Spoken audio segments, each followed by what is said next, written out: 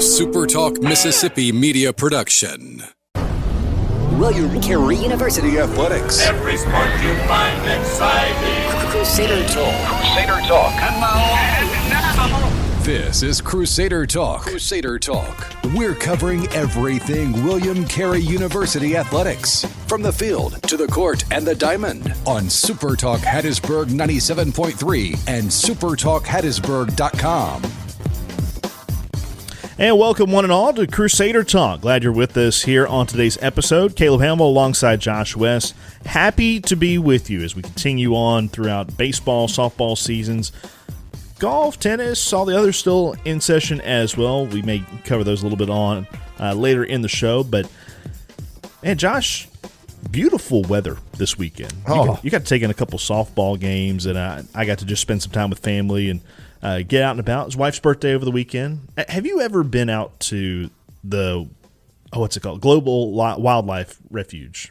I have not. So Global Wildlife down in Folsom, Louisiana. You get to feed all these animals over on a tram. Free plug there.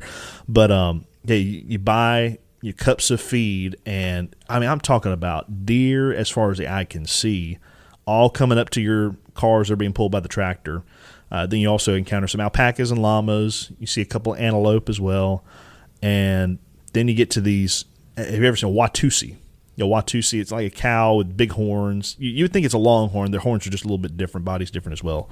But you get to just stick your hand out, with some feed, and they'll eat it, or you'll toss it out to the deer because they're too short to reach the window height. But or like the cows, you just pour the feed directly in their mouth. It's a whole lot of fun. So wife got to do that. Like. She got to do some fishing over the weekend too. It was a good time for her. But Nash is a little older than mine, so that's true. So it might be a little bit longer. So before I've got you a couple of years away. Yeah, a couple of years away. Yeah. So how old's Micah now? 17 months. Okay, yeah. Whoa. So I would double that, and then maybe you're ready to go down there. But fun time.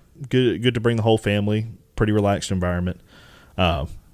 But we had a good time. Enjoyed the weather. In fact, we had our coats on for Saturday. I did not expect that nip to be in the air Friday night and on into Saturday. But it was. It was nice. Speaking of stuff in the air, William Carey has been able to get a lot of runs home, hitting balls in the air to the outfield, getting the ground balls through. We're able to down Southern University at New Orleans on the road 10-1 in the midweek contest. Come out absolute guns blazing on Friday night against Mobile in a conference weekend, just drowning out the Rams 23-5. They outscore Mobile by 16 runs on the weekend in total. The only problem is during the doubleheader on Saturday, it's kind of a mirror image of the Faulkner series. Although Faulkner had a 10-3 win in game one of the Saturday doubleheader, Mobile is able to edge out Carey by 1 run in both games. And to their credit, they had Carey on the ropes going into the final inning in the first game Saturday. Carey was able to plate 3 runs and could not score the tying run to force the bottom of the 7th. Lost that one 7-6. But an extra innings affair in the finale rubber match, it went to 12. And Mobile was able to walk off on an error charge to Carey's third baseman. And Mobile takes it 9-8 in 12 to win the series. And Carey has now dropped 2 conference weekends, Faulkner and Mobile, on the season. And you kind of feel disheartened about that until you look at the standings and you realize that there's a 3-way tie at first right now with Carey part of that 3-way tie. And then the next 3 teams are all just 1 game back of the lead. Talking about parity. I mean, we'll kind of address that in the specifics of it coming up later in the show. But, not the way you wanted the weekend to go against a rival in Mobile. And to add to that, the other headline that kind of is hanging in the balance here is that, this is more for the fans, but Coach Halford is on the cusp of his 1,400th career win. And he had 2 chances there in the doubleheader on Saturday to get that 1,400th win over a rival, no less. And didn't quite get it done. But he'll have 4 chances at home coming up, beginning Tuesday against LSU-A, and then the weekend series against Tennessee Southern, which weekend may be a little bit of a misnomer. They're going to play 1 game Thursday and then 2 Friday. And the forecast is not good all week. Have not even looked. Yeah, at we've that. got to. We'll talk about that later. And I've already been in, asking Wendy, what would that look like? Is Saturday back in play? Is a Monday in play? Are we doing Crusader Talk from Cary? No, kidding aside, but it could really get jumbled up. You could have some really early starts, potentially for softball, but they would try to maybe keep it on the same day but work around the weather. So we'll talk about that later. Yeah, and just looking at it, not great, Bob, but thunderstorms scheduled on Thursday, scattered thunderstorms, which it's early in the week, that can always change. In fact, it's likely to change. But scattered thunderstorms Friday, and then late evening thunderstorms scheduled Saturday, which is probably where you kind of get that note of, hey, if Saturday's open to play, if the opponents are willing to do that, then that may be the move. But Easter weekend, everybody's trying to go ahead and get this done, get everybody back home so they can go to church on Sunday, all that stuff. But we'll see. I am unaware of any regulations in the SSAC that forbid you from making those schedule changes late. I don't know if they can extend to a third day or not. I feel like that could be in play, but most teams will do a doubleheader day in addition to one game. So I may have to double check the league's website of all those regulations as it relates to rescheduling or drawing out your series to an extra day. But all that said, that's what's kind of in store for us. We hope Coach Hoffer goes ahead and gets it on Tuesday against LSUA. Could you have a 2-1 for baseball? Could you do the an early game on Saturday? Yes, there are teams that Friday? do that. Could that be? And it may even be a late early. Could be a afternoon, evening, Friday, turn right back around and play early on Saturday type scenario. If you're working around the weather, can they do that? So I think that depending on how the weather goes, I think that's going to dictate how they would approach it. But you could, in theory, do the doubleheader Thursday. So you go ahead. This is why the doubleheader always works, or works best. You do a doubleheader 7-inning game first, then follow it up with a 9-inning contest. And the way it would be beneficial for us all is in the event that you say, let's go ahead and on the best weather day, if that's Thursday, try to knock out 2. If you get interrupted by a late thunderstorm on Thursday night, you just continue that game the next day at the point of pause, resume it, finish it out, and then finish out with a final 9-inning game on Friday, Saturday, whatever the final day is. And so you have the opportunity to have a game stopped in the middle, resume the next day. You hate that for pitching, but at the same time, it could work. So we'll see how that all shakes out. But I got to tell you, this weekend series, let's be honest, this is a bit of a setback. For a team that's done fairly well to drop one against Mobile, who is not an upper echelon team in the SSAC this year. They're not in the top 6 so far. Could make improvements. They still have a lot of season left, just like Cary does. But this is a setback to have 2 one-run losses. You didn't have anybody with that clutch hit when they needed it there down the stretch. Again, got some runs there in the middle game of the series to make it close against Mobile. But when it came to extra innings, either it was the clutch hit they needed or the key out that they needed that they struggled to find. And when all is said and done, they did find one in the 10th. They got the force out at first on a close play to extend the game because the winning run had come home, but the force out negates it. And then the game continued on for 2 more innings. But, yeah, with runners at second and third and 2 out, bless the heart of Micah Daniel, a guy that was on the mound for those late innings in the game, gave up some base runners. That's not always he's no stranger to doing that. But at the same time, I think had one of his better outings of the season in relief against Mobile. And he does just about everything right. Though he had 2 runners on in scoring position, there were 2 outs. He got the ground ball he needed. In fact, it wasn't runners at second and third. It was bases loaded. Or maybe first. Oh, no, it was first and second. Excuse me. And the ball just eats up third baseman, takes a funny hop off his glove, scoots into the outfield, and that's what allows the run to come from third to home. But, yeah, if you're a third baseman right there, if you just feel that little funny hop as it comes up on the dirt, if it doesn't check up on you, you take that and take 2 steps to your right, you're stepping on third, and we play 13. But instead, Daniel gets the loss, unfortunately for him, another one added to his total, and Carey drops a decision on what would have been Coach Hofford's 1,400th career win. Is this a team right now? It seems like, I mean, in a weekend in which you play, almost 40 runs and you take 2 losses, it's just the consistency of the pitching staff right now, correct? I would say it's that. Finding that rotation, finding that middle relief, finding that back end, trying to close out games. And at least they still had McCord for this series. I mean, imagine if you don't have Josh to start that game. He pitches fairly well, gave up some late runs in his outing before making his exit, but still, game was right there, ready for the taking in the finale. And, it's just those late bullpen pieces that Carey's struggling to find. The middle relief to late relief in those games. And then also just the clutch hitting. Trying to find those clutch hitters when they need it most. That extra base hit with a runner on when they need to take a 1 to 2 run lead.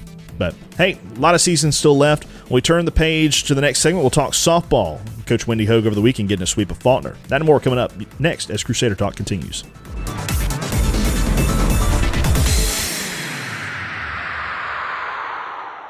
Talking everything William Carey University athletics. This is Crusader Talk on SuperTalk Hattiesburg 97.3 and SuperTalkHattiesburg.com. All right, we got bad news out of the way first. Baseball splits goes 2-2 on the weekend, or 2-2 on the week, dropping a couple decisions to Mobile. Let's now talk about the happy stuff and what Coach Wendy Hogue and company are doing with William Carey softball. Big series this weekend. 2 games against Faulkner, and what was a fun weekend on campus for William Carey. Had the crawfish boil, had a lot of people in town. Softball was kind of the focal point for a lot of that. And that was the draw for some people to go be entertained by, in addition to all the crawfish and other events going on campus. And they were treated to a couple wins, just exactly what you want when you draw it up, Josh. Oh, it was. And, to go out and get the wins, and then the way that they were able to do that. Got interesting late in the first game. Carey was able to get a run early in that first game, tack on another, go up 3-0 heading into the 7th inning. And then that's when Faulkner made their little bit of a push there. And then Ryan Hornsby was able to close it out. And the best thing about the Game 1 win for me was Ryan Hornsby starting to look like Ryan Hornsby again.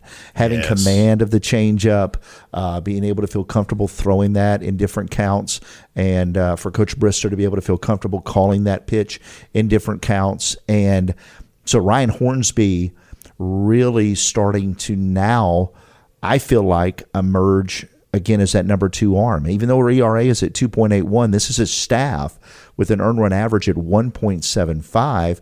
And then it was a question mark. Carey takes the first game 3-1. It was a question mark as to whether or not Jaden Sawyer would start game 2. She was battling a little bit of soreness.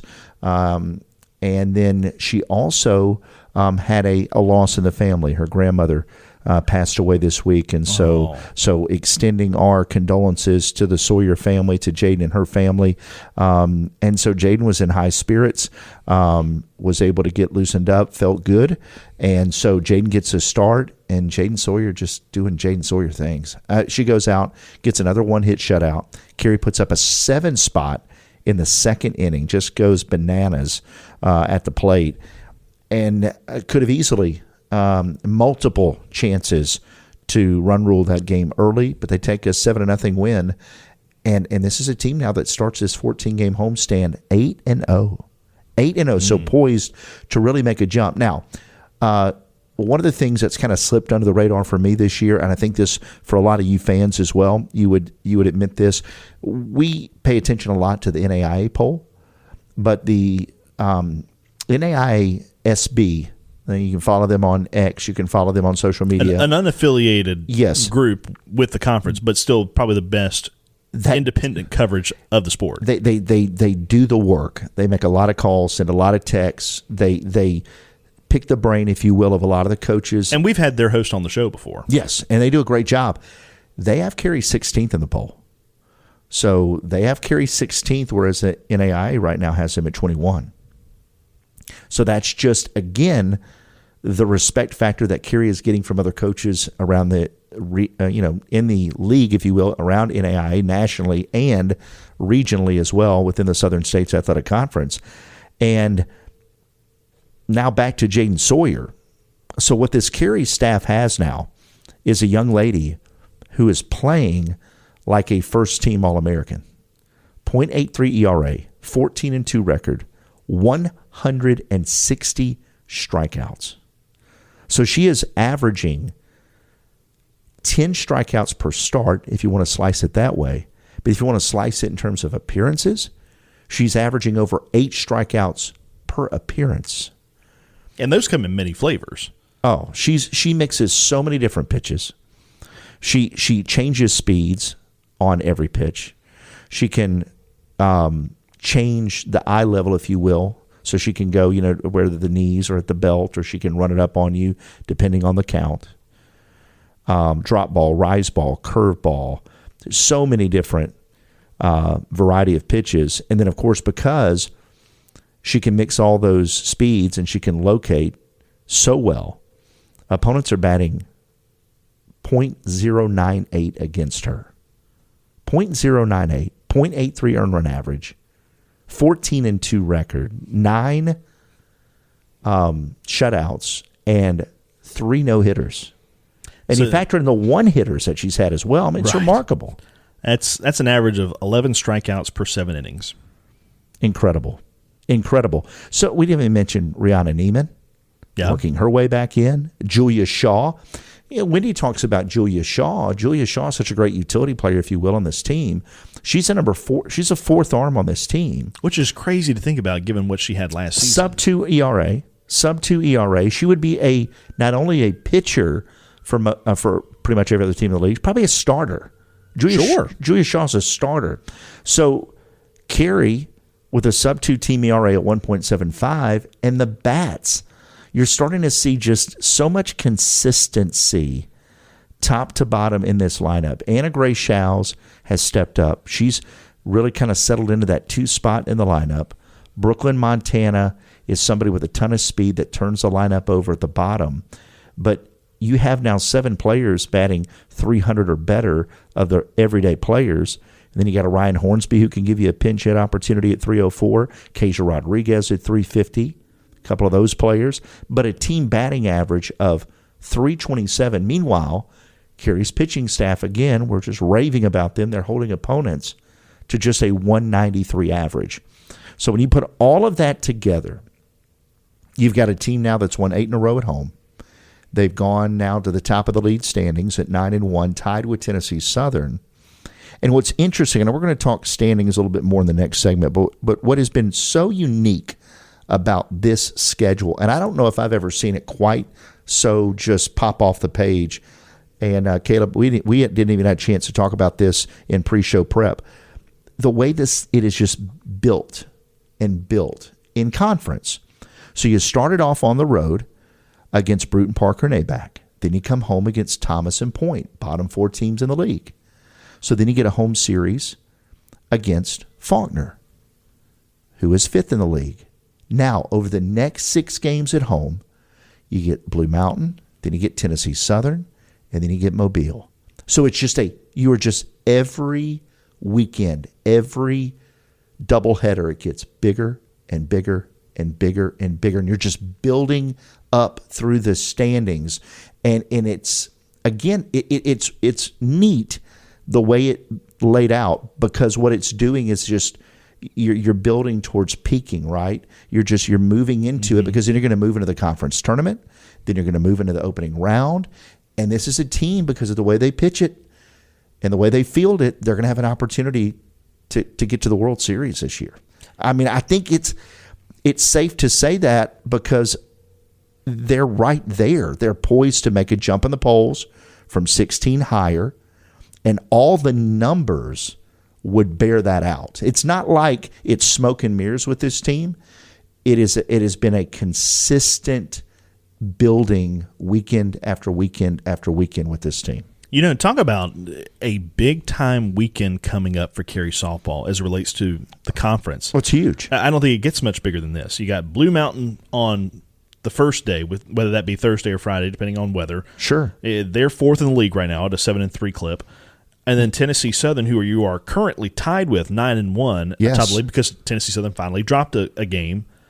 And all of a sudden, winner of this weekend, barring some, early weekend jitters, if you falter against Blue Mountain for some reason, or Tennessee Southern, depending on what they have, you could be looking at a big-time matchup for top spot in the league.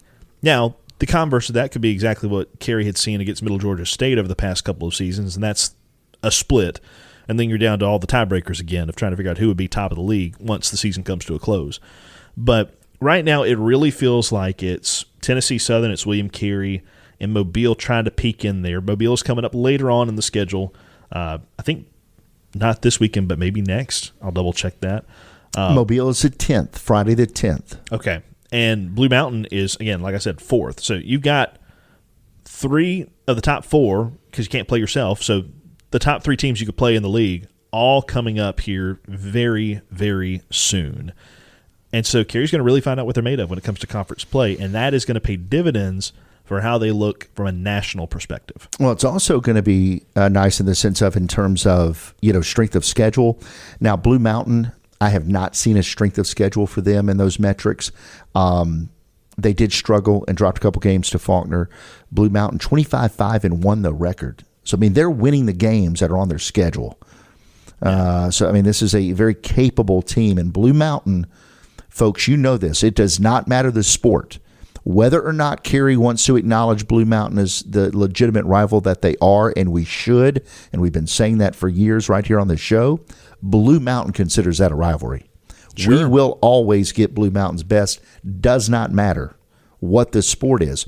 So you've got, after the homestand continues, April 17th at Blue Mountain, April 18th at Tennessee Southern. Then you go to Tuscaloosa for 2 against Stillman, another rivalry, old SSAC rival, and then in Mobile. So it is here, and Cary has put themselves in a great position at 25-8, 9-1 to go get it from this point. That's right. They control their destiny, so to speak. They're in a great position. Hey, no team hotter right now in the SSAC than William Carey. 8 straight wins. Next best team is actually who you face coming up in a couple weekends. That's Mobile. They've won 6 in a row. But coming up this weekend, it is Blue Mountain and Tennessee Southern, a couple top 4 teams in the league coming to Hattiesburg. All right, more to come. We're going to talk more about these standings when it comes to softball and baseball when we come back. Stay with us. You're listening to Crusader Talk.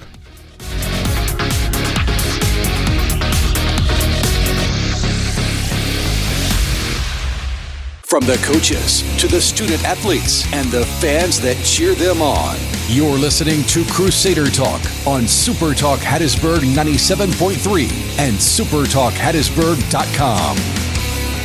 All right, back with you. Continue the conversation here. Caleb Hamill, Josh West with you here on today's episode of Crusader Talk. I want to ask you, Josh, just a little bit more about this softball team. I haven't had my chance to lay eyes on them, but I've heard all the lore about some of the different characters involved here. And you specifically pointed out to me what Jaden Sawyer has done so far this year. But I really need it from somebody that's gotten to see it in person to truly understand what makes her so effective in the circle for Cary. Because I'm not just say that people have seen the screwball, people have seen a riser, or just straight fastball. Everything's different, it seems, whenever people have to face off against Jaden Sawyer. What stands out to you? Well, she's throwing the rise ball, the drop ball, the curve ball. She throws a straight fastball. So rise, drop, curve, straight fastball.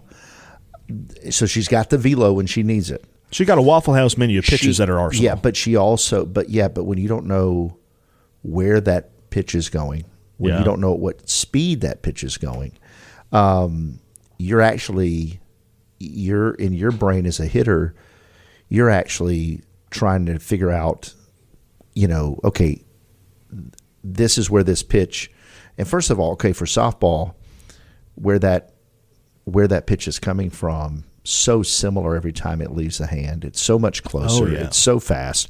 And the other thing is that she's in such command. She commands the strike zone. I mean, she comes out and it's strike. She's got that hitter in an 0-2 hole, and now they're at her mercy because she can just take the curve, for example. She can throw multiple types of curves at multiple levels, whether at the knees, to the belt, to the letters, to above the letters, depending on the count. And so she just keeps you so off balance. And I think that's something that anybody that has watched her, anybody that has scouted her, anybody that's had to step into the batter's box, if you've got some players from other schools that catch this podcast, they know exactly what I'm talking about. And for me, not to give away even too much, she's dynamite. And for her to have come in and to seize her opportunity with Rihanna Neiman going down just before the start of the season, you had a player like a Julia Shaw that stepped up, and she was the player that stepped up. And then Ryan Hornsby having to get her former mojo back. I actually think Ryan Hornsby is as much a part of this deal because Jaden Sawyer you go back 25 years, and everybody thinks of like a Courtney Blades. And Courtney Blades would pitch every game for Southern Miss. But that's 25 years ago. Yeah. So the Monica Abbotts of Tennessee. Sure, it's in every. All of them. It can be in every other game type scenario now, but very rarely are you seeing a pitcher going out and pitching almost every game. Those days are over. Well, if you had one game a day, like a 3-game series across 3 days, maybe, and you still see a little bit of that in the NCAA ranks. In fact, you actually still see a good bit of it. But it's you don't see nearly as much. And so I think that just the depth. And then again, we saw this going back to, let's go back to Tuesday. Let's go back to the LSU-A game when LSU-A really got hot. I mean, they knocked a couple off the base of the wall in straightaway center field. So, I mean, they were hitting Hornsby. They hit Shaw. So what does Carey do? They go back to Jaden Sawyer. They bring her in. It's like, okay, enough's enough. We bring her back in that second game of the doubleheader to close it out at the end. And it took her, a batter, maybe a batter and a half to kind of warm back up because she came in just kind of not cold, but she just had to jump right back in and let's go, let's do this. And she did. And so from just a competitive, her mentality is so great. And we have Wendy on here again in a week or so to hear her talk about that. The other thing about this thing is the chemistry of this team. Caleb, I was talking to Wendy about that before the game on Saturday. And, this is a group where with the familiarity of everyone at Carey and the surroundings, she said, and she shared this with us, it felt like coming home, but there's new folks living in your house. So she had to get used. And now here we are over 30 games into the season, and everything's just, this is, it's home, and everything feels comfortable and normal, and the chemistry's there, and the buy-in's there. It just the way they're reading one another, and just this group has gelled really, really well. And winning will do that too. But you got Coach Fletcher right back over at first where he likes to be, was a great head coach, but he never necessarily planned on that. That wasn't necessarily the route he wanted. He loves being on this staff again. I can see it. I don't have to ask. He is in his comfort zone. Hannah Brister coming in calling the pitches. She's in her comfort zone. So they've got great chemistry in that coaching staff, which is great chemistry with that team and that locker room and just everything there. They're finally hitting a really consistent stride, both hitting, fielding, and pitching. And so I think it's a very, very dangerous group. And when Wendy was really excited, only a couple of weekends in, that got me excited.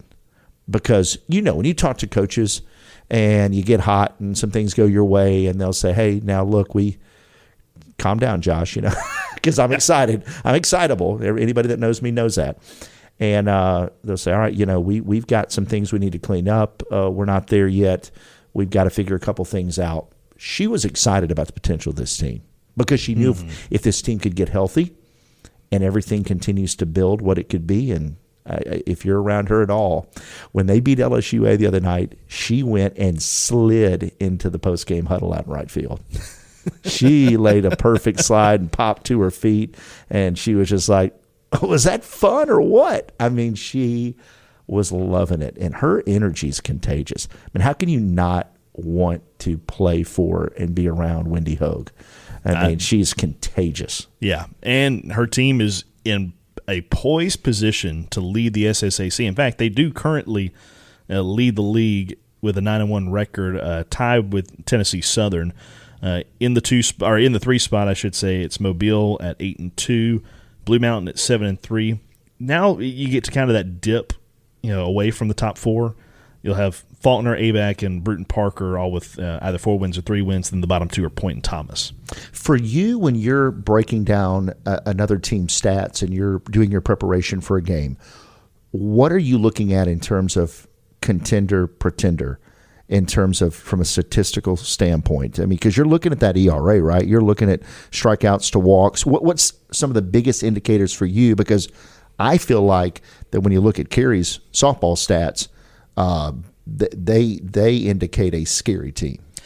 I mean, a lot of it is just how they've won games. One, who they've played. I think that's the biggest determining factor is strength of schedule. You look up and down and you see, okay, you've got 20 wins, but are they one-run scares? Have you been out-hit and you just got lucky because the other team committed 3 errors? You can't dig into all box scores and find out everything, but that'll tell you a lot.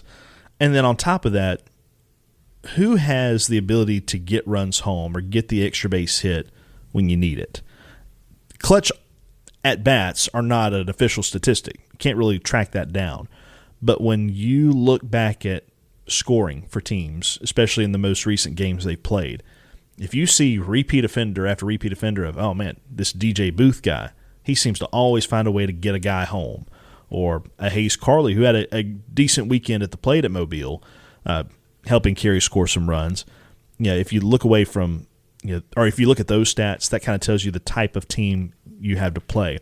But I'll look back at Bruton Parker last week, and when I prepped for that game, or those sets of games, the thing I noticed time and again was how many runs score for a team that fields okay. They averaged an error to an error and a half a game. But whenever you see how many runs people are scoring on them or how many singles they give up that don't leave the infield, you quickly realize, okay, there's a lackadaisical edge perhaps to this infield. And when you see it during game 1, the game plan immediately becomes, okay, everybody's running as soon as you get on base. Or you see you don't have caught stealing numbers. Or this team has no stolen bases. Those type stats will tell you a lot about a different team. And, in fact, it's kind of played out for how the standings lay out right now with baseball because Loyola, ABAC, and Carey are all tied with 10-5 records at the top of the league. And then right a game back are Faulkner, Tennessee Southern, and Thomas, of all teams, all at 9-6. And then just behind them, Mobile, who picked up 2 wins against Carey on the weekend, are just 2 games back. And then you get to the bottom of the league with Blue Mountain, Bruton Parker, and Point, 2 teams of which Carey has already taken down so far this year. I don't know. Looking ahead at Carey's schedule, it's an uphill climb, but you do have a series win over ABAC, which is a really good feather in your cap. Still have Loyola coming up. You lost a series to Faulkner. You lost one to Mobile. But you got Tennessee Southern coming up, and that's a big opportunity for both teams to take a big step in the right direction. Josh, I don't know that I've ever seen this much parity in the SSAC. It's been a long time, if ever, that I've looked about at the midway point of the season and been, I don't know who's going to take this league. I think ABAC has proven themselves. I think Loyola has definitely proven themselves. Carey, I think, is on the cusp of proving themselves. This weekend, recency bias kind of sets you back a little bit. But if you get the clutch hits when you need them, we're talking about a different game. Well, this is the weekend that got away, isn't it? Oh, yeah. I mean, this would have, could have, should have been the sweep weekend. Think about this. Cary lost game 2 of this series against Mobile, 7-6. Did you look at that box score? 2 hits. The second hit came in the 7th inning when Cary was trying to get back into it. Cary had been 1 hit through 6 and a couple thirds until I think it was Hayes Carley maybe got the hit that helped extend Cary's run total, but lost that game 7-6. Got out hit in the final game of the weekend as well. I believe that was 13 hits to 8 hits for Cary. Errors played a factor in that one, but all in all, trying to find those clutch hits against good pitching, nasty stuff, that's when it's hard. It's a good fastball hitting team, but the curve stuff, the backwards pitching that you see sometimes in the NAIA, that's proven difficult. But all said and done, Cary's in a decent spot. They got to continue to tack on runs, and Tennessee Southern this weekend is going to be a big test for them. All right, one more segment to go with you. You're listening to Crusader Talk.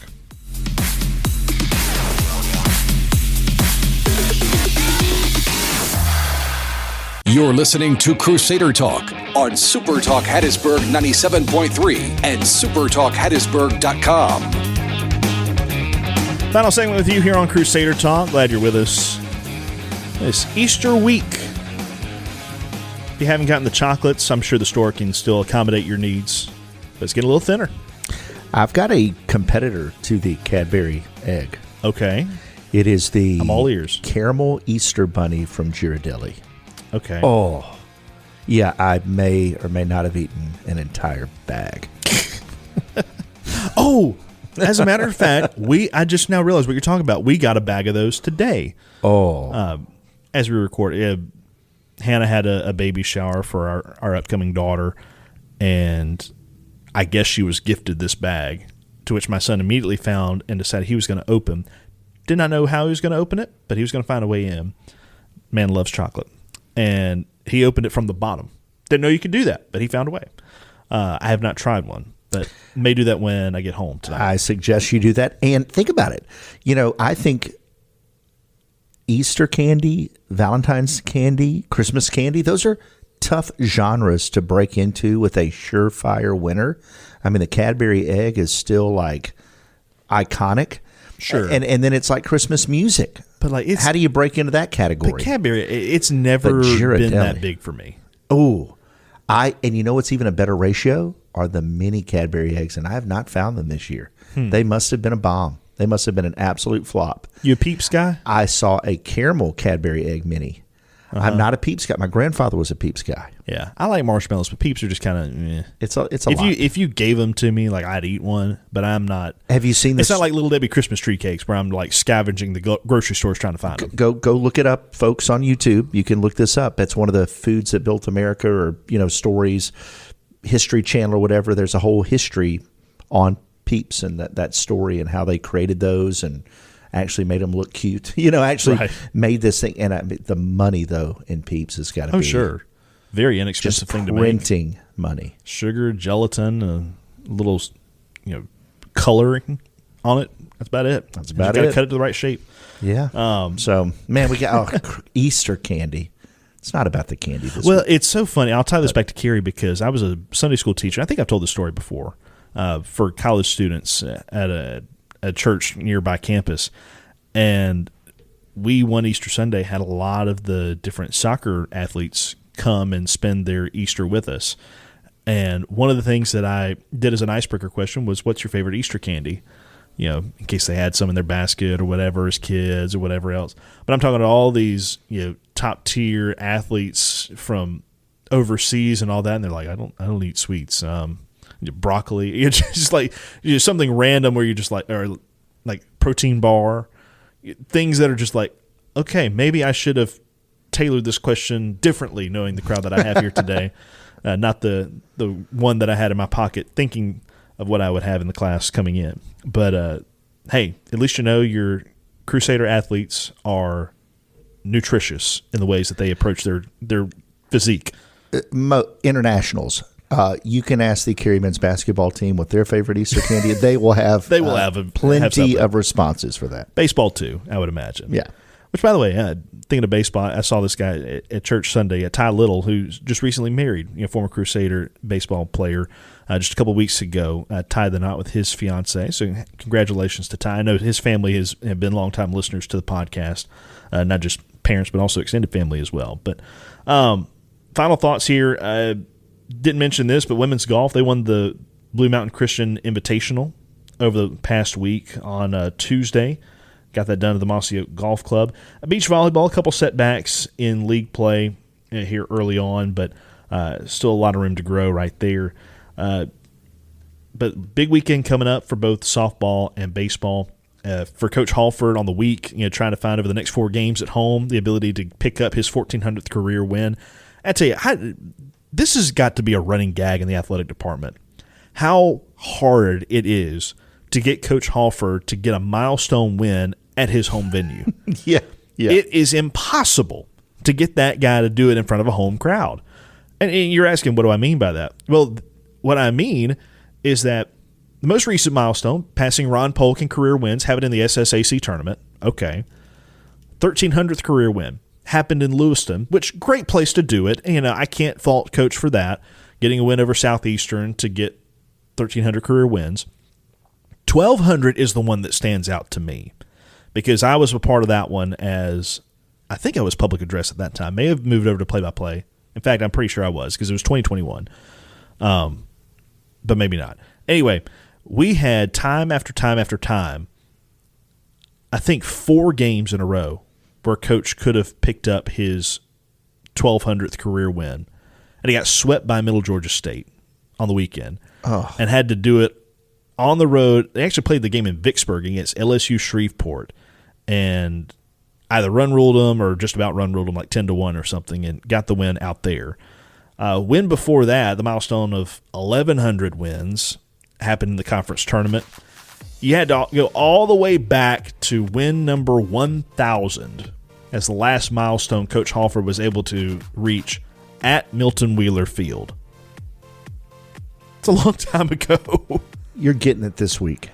I think so. You got to at least pull it. I think you have a great chance to do it against LSU coming out on Tuesday. And then hopefully, as long as weather cooperates, you should at least get one against Tennessee Southern. Hoping for a lot more because Kerry would love to at least get 2 of the 3, if not sweep the Firehawks. But tall task with a team that is just 1 game back of you in the league standings. But that's coming up. For the full information and plus possible weather changes, stay tuned to carryathletics.com and the social media channels. For Josh West, I'm Caleb Hamilton. Until next time, good night, God bless, and go Saders.